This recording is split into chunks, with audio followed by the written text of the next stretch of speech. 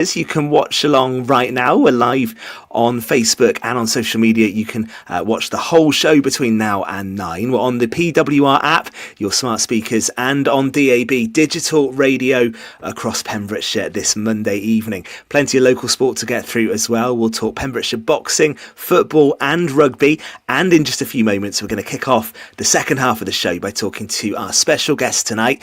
He's been capped 81 times by Wales, so who better to talk us through that dramatic victory against Japan and plenty more than the former Ospreys and Gloucester player James Hook.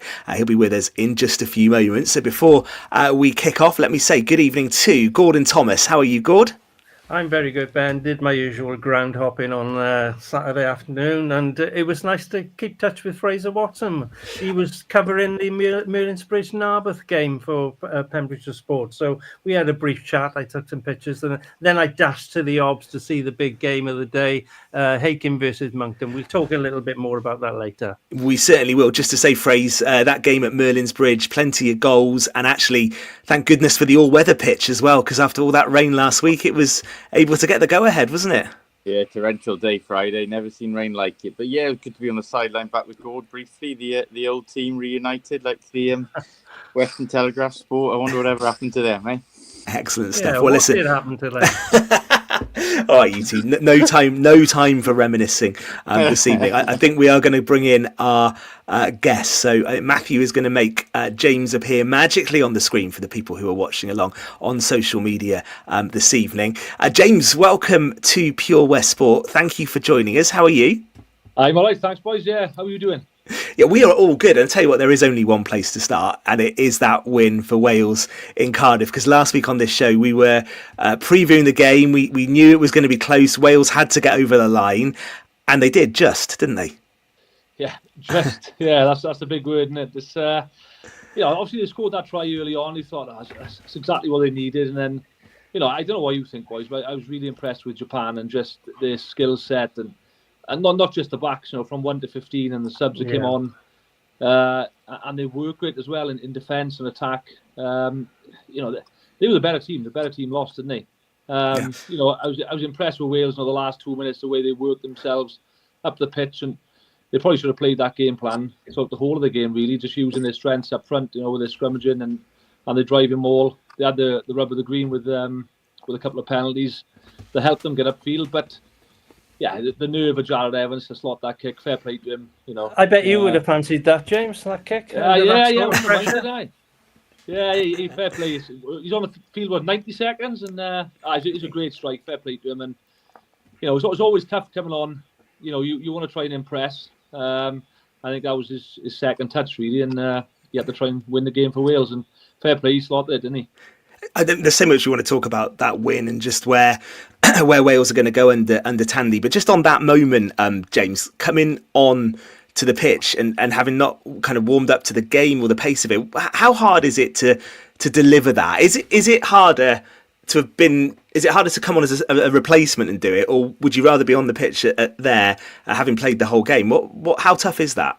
Yeah, you can look at it two ways, really. You can look at it and think, well, you haven't got that much time to think about it. You're just in the moment, and that can sometimes be a good thing. You don't get too much time to think. But then on the other hand, it's always nice when you've knocked a couple over. If you've kicked 3 or 4 over already, and you're in the groove, and then it's almost an easier kick then. But I was in the stadium working, and the pressure on him, for that kick, because Wales really weren't in the game until that last couple of minutes. And yeah, I've seen Jared Evans kick a few kicks like that under pressure. Remember the Leinster game? Remember that against Leinster for Cardiff in the Arms Park? And that was actually a similar position from where the penalty was given just before the last penalty. It was just right on his range. I thought he might have had a look at it, but he probably thought it was just a little bit too far out. And obviously, as we know, they won the penalty at the end. And I thought they may have gone for the corner again and tried to drive them over and score, but it was the right decision to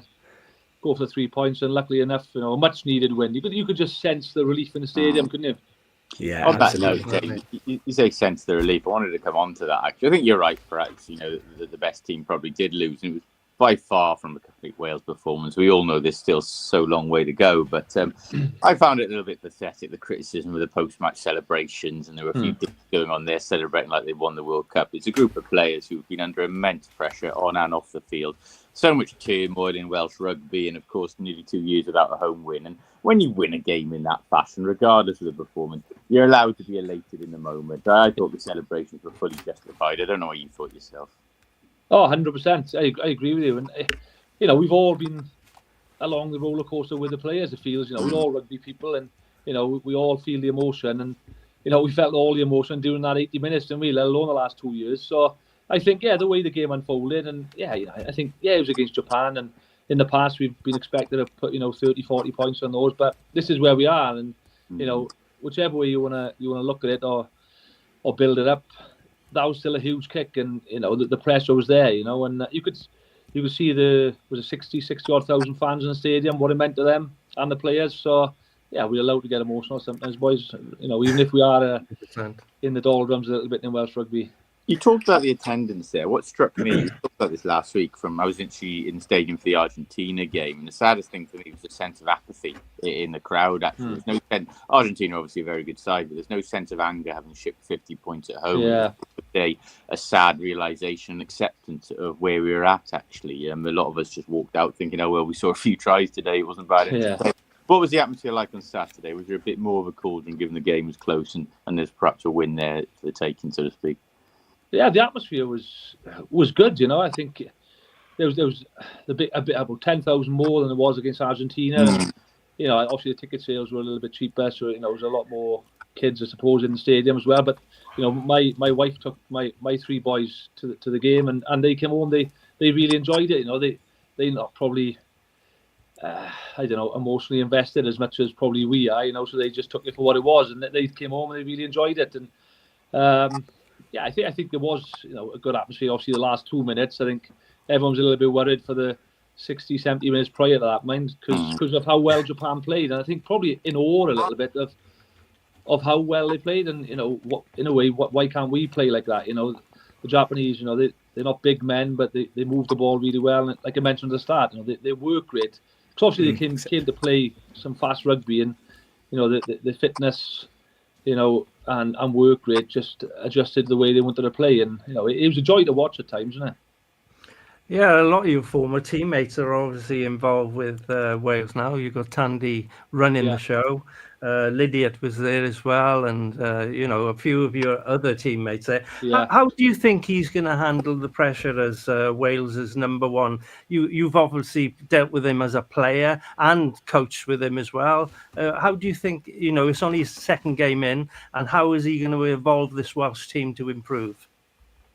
Yeah, it's tough. I think I said it a couple of months ago. I think we're going to have to lower our expectation, for the next year or so. We know where we are in Welsh rugby, not just nationally, but with everything going on behind the scenes with regional rugby and things. So I think the fans are quite sort of sympathetic with him, really, and understand where we are. So you can't just look at the game and go straight to Tandy and blame him. There's a lot of other things going on, within the game and emotionally. So, like I said, I've worked with Tandy, played with Tandy, was coached by him when I came back to the Ospreys for my second time.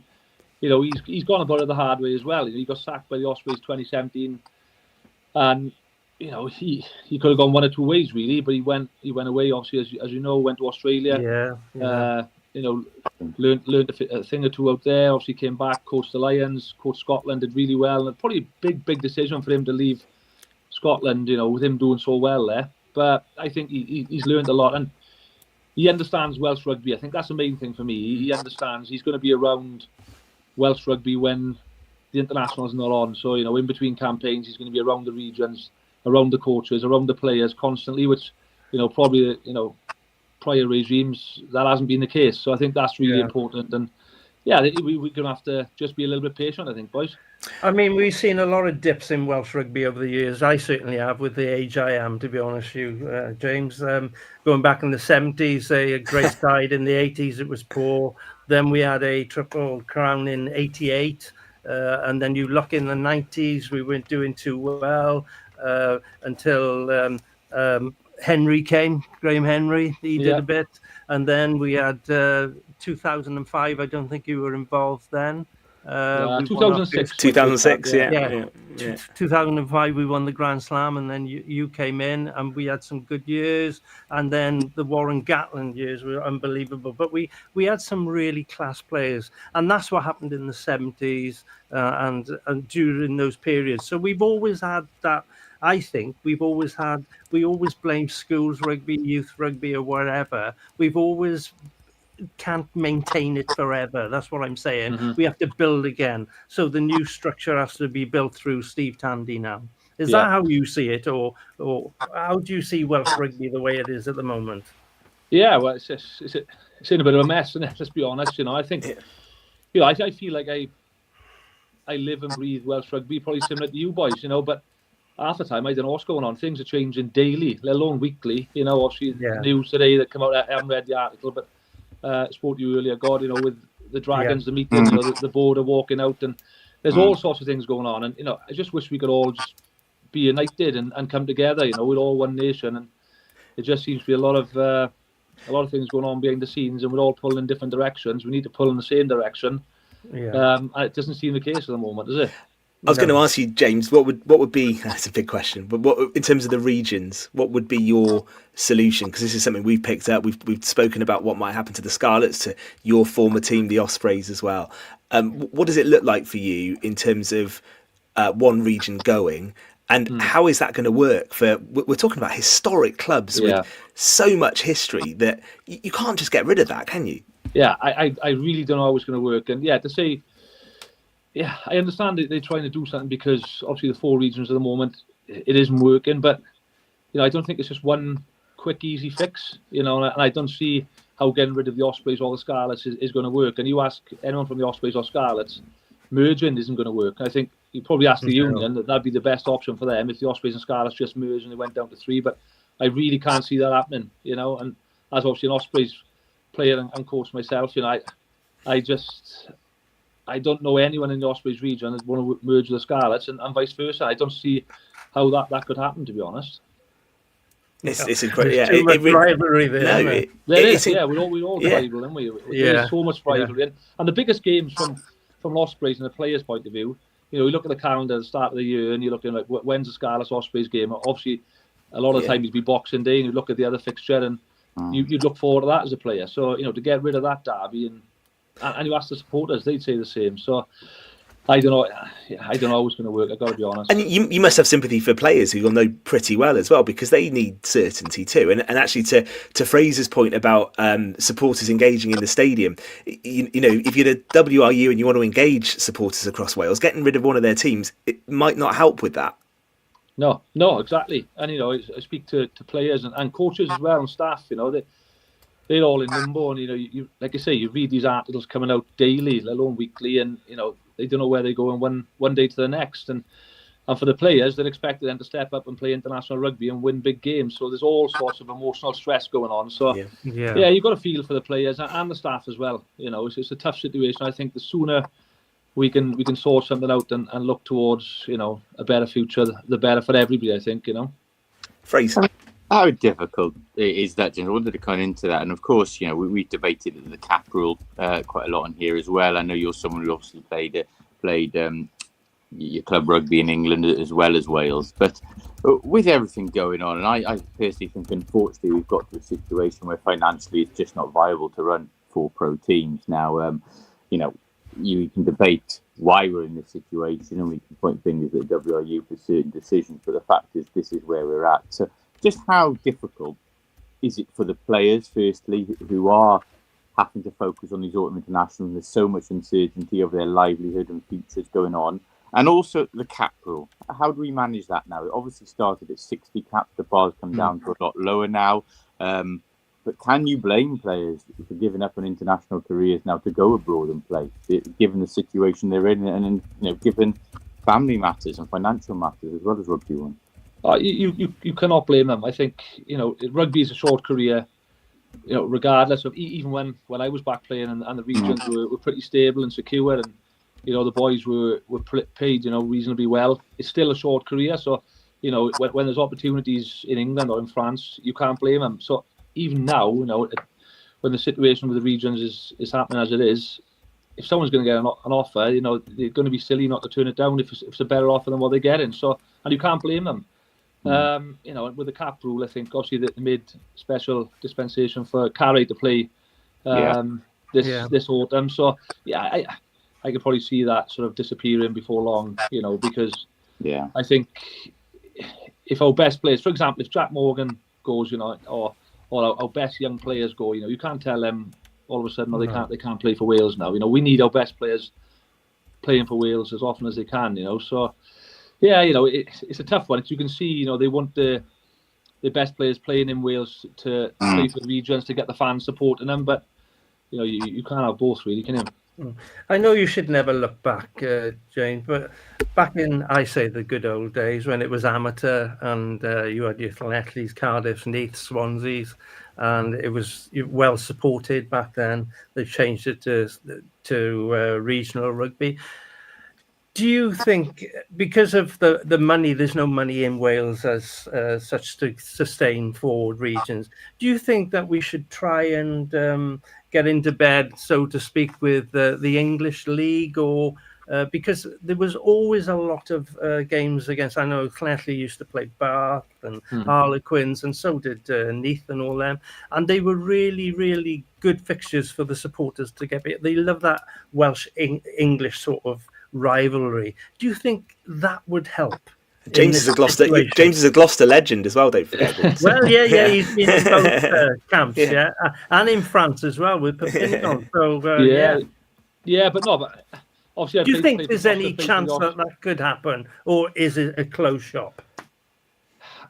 I don't know. You know, I'm not sure what the permutations are. I think it's probably you know, a couple of hoops to jump through with the URC, and you know, you obviously it's not just the Wales and English clubs. You know, the Italian, the Irish, the Scottish clubs. You know, they'll have a big say on it as well, because it'll affect all of the URC. But from our point of view, selfishly, I think we'd jump at the chance if we got offered, you know, a couple of teams or even 3 or 4 teams in the English Premiership, because of that rivalry. Like you say, you know, back in the day, you know, we remember the you know, the Gloucester, you know, Neath days, or you know, when these teams play against each other. Even when I was playing with the Ospreys and we played in the Anglo Welsh, we'd go and play it up against Bath and up against Worcester. You'd have a huge travelling support both ways, you know. So that would definitely get the appetite going. I have no doubt about that. But it's from our point of view, we'd love it. It's just whether the English would love it. I know there's a few teams or a few spaces freed up because obviously the clubs have gone through there, but like I say, I think there's a few more hoops to jump through, you know, with all the other teams in the leagues as well, isn't there? Yeah, definitely. If we do go down the road of just 2 pro teams, eventually, James, this is what the talk is. I know they're talking about keeping on to 3, but like you said earlier, plans and provisions seem to be changing every day.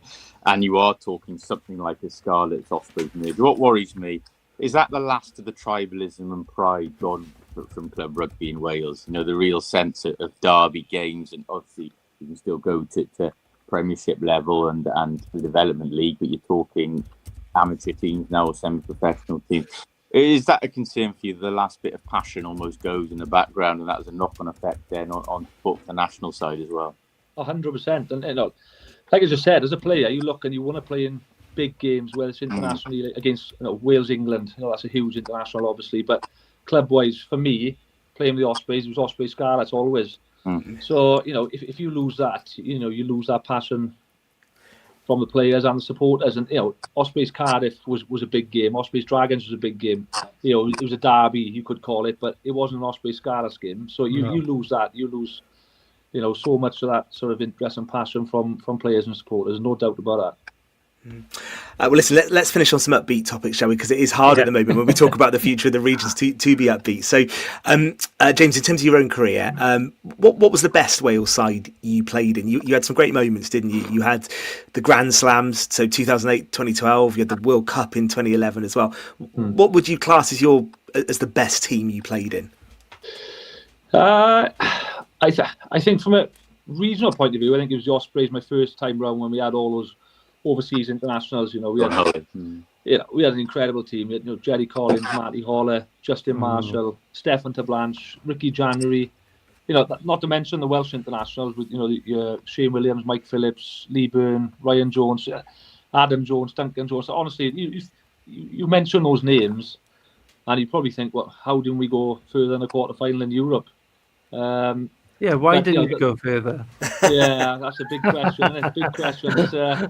We had plenty of opportunities. We had 3 quarterfinals we went to, and Yeah. we won a few league titles. But that's the one thing you look back and you think, we probably should have done a bit better there. But we want to keep it upbeat, boys, don't we? So, So go on, best side. What's about international level then? How did those teams kind of compare over the years?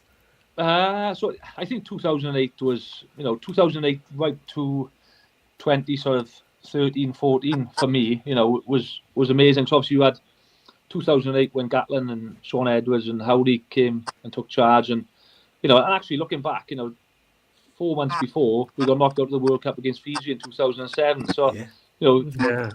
I remember getting back to my house in Port after we lost that game against Fiji and waving my parents off. We were going to the quarterfinal and we weren't even in. So that was a bad time for Welsh rugby. So, and then 4 months later we win a Grand Slam, or 5 months later we win a Grand Slam. So it can get better, boys. So Yeah, it will. 2008 was probably the one of the best Welsh teams. Obviously, you won the Grand Slam there, and you go on. We won 2012. We won a Grand Slam, and then you had the new crop of boys coming through, like your Faratows, Warburtons, Lydiats, Jonathan Davis, Priestlands. So we had a great group of boys for that sort of 5, 6, 7 year period. And Fraser touched on it as well about your time playing in France. What was that like? So out in Perpignan, playing rugby, but also just living somewhere different. How did you find that? Oh, I loved it. Yeah, and I left the Ospreys to go to Perpignan. I remember that the year before I signed, Perpignan came in for me, and I was in the Ospreys, and like I just mentioned, around all those players in the squad, and I was playing for Wales. I had no reason to leave really. But then the second, the year after they came after me, like Lee Byrne was going, he was leaving to go to France. Mike Phillips was leaving. A couple of the overseas players were starting to leave, and I thought this is a great opportunity. It's sort of a now or never time, really. So I signed the contract for 3 years, and I left to go to France after the World Cup in 2011, and like I say, absolutely loved it. And like we spoke about earlier, as a player, you want to play in front of big crowds, passionate supporters. Every week is a sellout crowd there, and that as a player is what I grew up wanting to do as a youngster. So yeah, it just felt like I achieved the opportunity to play in another league as well, and just the crowd at home, it's so passionate. And if you lost at home, you probably wouldn't have to go out. You shouldn't go out for about 2 or 3 days after, because you get slated. But away from home, you a big win away from home. I remember the president, after we won against Biarritz, we won by about a couple of points, and Biarritz were bottom of the league at this point, and we should have beaten them away from home. But he was so happy. He came in. He was like, "Boys, keep the kit. Go out. Don't train for a couple of days." And like, we should have beaten them. So that's how much those wins meant to them. What about life now as well? Because obviously you're doing your punditry. You said you're on the telly, but you've also you've dabbled into being a writer, haven't you? So you've had a book published, haven't you? Yeah. So 2 children's books. So yeah, when I retired, I didn't want to write an autobiography. I don't know why. I just didn't fancy going down that route. But I got 3 boys, which I touched on earlier on, and my eldest boy, when I was playing in Gloucester, they're all rugby mad, but he wanted a rugby story for kids. So when I was in Gloucester, we had a book fair. So I said, we'll go in and grab a children's book for you and about rugby, but I couldn't find one. So I said, we look online, and I couldn't find it online. So it just got me thinking a little bit that, being Welsh and rugby mad, and the kids rugby mad, I basically got in touch with Dave Brayley, who's a friend of mine, and he's an author, and just told him about what I was thinking. I said, I basically want to write a children's book, fictional book, based on my career, my rugby career, Experiences, on and off the field. And I wanted to do it through the eyes of a sort of 10 or 12-year-old boy. We ended up doing it through a 12-year-old boy's eyes, called Jimmy Joseph. And yeah, the first book, we had we won Telegraph Book of the Year, so we had to go up to London. We won the award there for that. Wow. And then we wrote the second book as well. And so yeah, it was just something that an opportunity sort of struck, and just sort of, I just retired, so I had a bit of time on my hands, and we just went for it really. So yeah, went down pretty well. And how do you see the future now? Are you happy with what you're doing? Will you be back in the game again? How do you see it? Yeah. So I'm actually a sports medical rep at the moment. Wow. So in South Wales. So I'm in a lot with surgeons, watching shoulder operations, knee operations, and something a little bit different. But it's I got 3 boys, so I'll do a lot of coaching with them pretty much every evening of the week, doing the punditry stuff on the weekend and the boys rugby. So yeah, it was a lot of rugby for me. So something that's a little bit of a change and something I'm enjoying. I've been in it for the last sort of 2.5, 3 months now, so still sort of finding my feet, but it's great to get to meet people like you guys and Gordon as well. So it's that's great. Yeah. And you're touching on that. It's interesting. Obviously, there's been a lot of talk about parents getting too heavily involved with their kids when they're playing rugby, and shouting at the kids. They should be given proper instruction. Do you see a lot of that in your boys' games, or? I could imagine you would just stand back and just leave them get on, and then have a word after. Yeah. You know, that's what most rugby players do. Use the football dads; they're at them all the time, aren't they? The football dads. Yeah, too much. But the rugby, they stand back, they take it all in, and then they give a bit of advice. You're right. And probably, like I say, my kids are. So my eldest is under 16s, my middle boy's under 11s, and my youngest under 9. So, the under 9s are not so bad. I find like probably when you sort of start getting the 12s, 13s, it starts to get a little bit more serious, a little bit more competitive, and that's when you find, a lot of the parents start getting involved for the wrong reasons. And to be honest, 9 times out of 10. It's not the players; it's the people on the sideline which sort of spoil it, And I feel sorry for the referees at that level as well. It's difficult to find a referee on a Sunday morning. I'm surprised you haven't done a bit of that as well. I've got my badge for it, but I try and keep out quiet. God. Well, listen, James, it's an absolute pleasure to talk to you. Thank you so much for your time this evening. So after that convincing win against Japan, how do you see the next game going? Small matter of the All Blacks to come this weekend. I know. Well, after the England game, they're going to come down with a fair bit of frustration on Saturday, and they. But it's tough, boys. And I think we're not going to win the game. Let's be honest. I think all we can hope for is a real good performance and an improved performance over Japan, because we probably took a step backwards after the Argentina game in terms of performance. So hopefully we can go out and put our best foot forward and show some real attacking intent.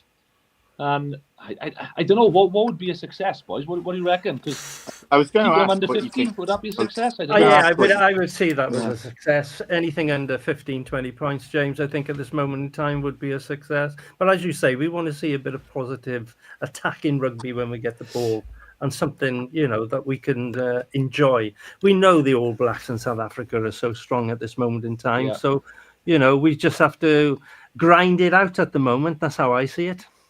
Yeah, I think a solid defensive performance, or certainly more solidarity there, more structure in defence would represent progress in the shy tries we shipped against Argentina and Japan. But I have to ask you, the wounded All Blacks is one thing. We're facing South Africa then without the nucleus of our internationals, of course, because of what we talked about earlier. It's been outside the international window. Are you on duty for that one? Hey, you might have a call stretching the hamstrings now, boys. I think. Yeah, I was going to say, take your kit. You might be needed. Yeah, good man. Well, James, thank you for your time this evening. You're always welcome on Pure West Sport. It's been an absolute pleasure talking to you. Have a great rest of your Monday. We are going to come back for the second part of Pure West Sport in just a few moments' time. Cheers, boys. Eaton Evans and Morris Solicitors have